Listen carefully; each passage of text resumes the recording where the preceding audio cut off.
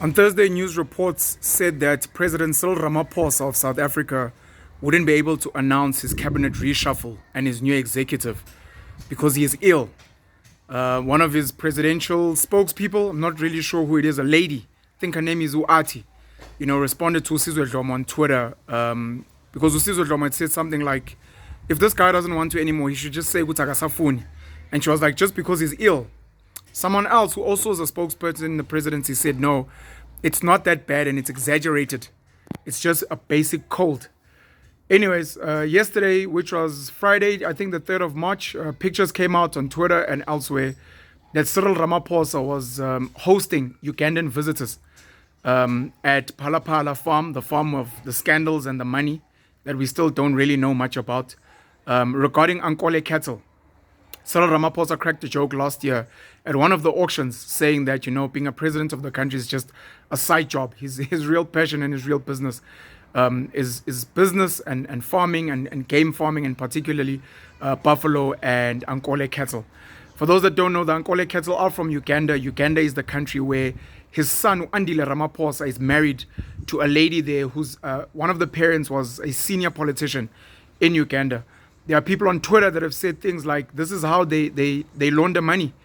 This is how they launder money. Cyril said he didn't know much about the money regarding Palapala. All of a sudden, there was a guy from somewhere in Africa, if not in the Middle East, saying, no, it was his money and he just hadn't collected the cattle. I've heard a lot of rumors, I'm not going to mention them here, of where the money comes from, what the money is being used for, in particular because the 2024 elections are coming up. And sadly, as I've said before, this country is run by criminals. The whole world, almost every country is either run by criminals or the people that are running the country are supported by big criminals. The main difference is this. The main difference is that the leaders of those countries actually care about the citizens. They care about the citizens and they make sure that as much as we're involved in crime and atrocities, we make sure that your roads are decent. We make sure that you guys have power. We make sure that the economy is going. In this country, Cyril Ramaphosa, the ANC leadership who clearly don't care about this country and only care about making a little bit of money, the major tenderpreneurs and some of the mafias running state-owned enterprises, some of the funders of Cyril Ramaphosa and the ANC, many of them being big, white, wealthy business people in this country. These people don't care about this nation. And then there are idiotic ANC voters who go and vote for the ANC, of course, because they want a grant, they want an RTP, they want free healthcare, they want free schooling, all these freebies that they don't understand in time won't exist anymore because the economy will have collapsed. It's my plea. Cyril Ramaphosa, Baba, Makhaleni, wena we Buffalo, wena we Nyati. Please, sir, may you please step down. We know you don't want to run this country anymore. So please can you do yourself, do the rest of us a favor and step down and move out of the way. There are hungry people like Paul Mashatile. Of course, we don't know how corrupt he may be as an ANC leader because we've seen the ANC is corrupt. It's been raised.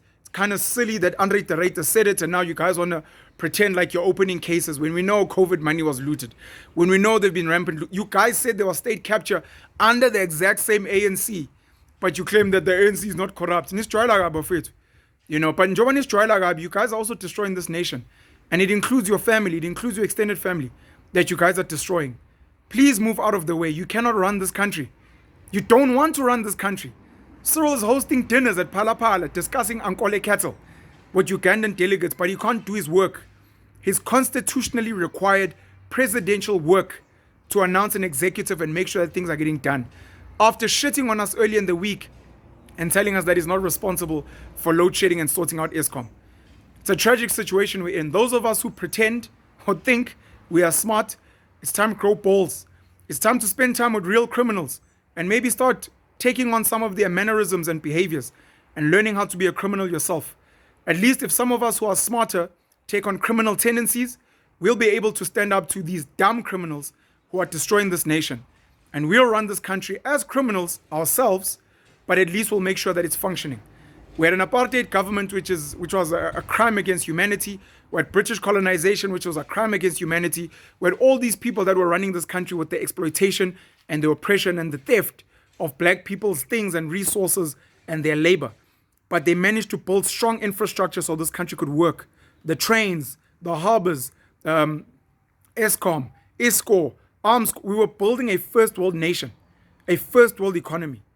We need not just white people, not just the British or the Afrikaners. We need as many people as possible, including black, colored Indian people, to get involved in running this economy, in removing useless politicians, in ensuring that we expose a lot of these big business people that are funding them.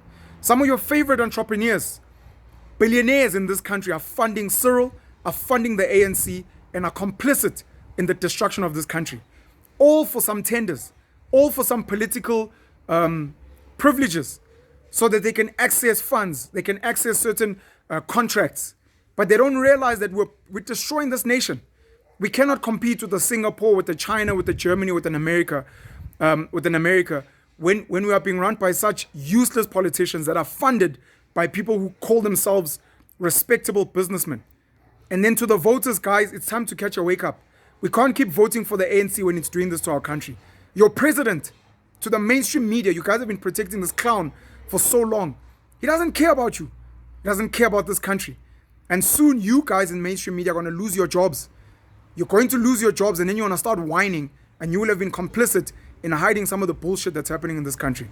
It's time to catch a fucking wake up, and it's time for each of us as citizens to rise up in our communities, to lead in our communities, to buy from local businesses, to get weapons, to make sure that we vote differently, to fucking hold the ANC to account and any other political party in your space that is not doing the work they're meant to be doing.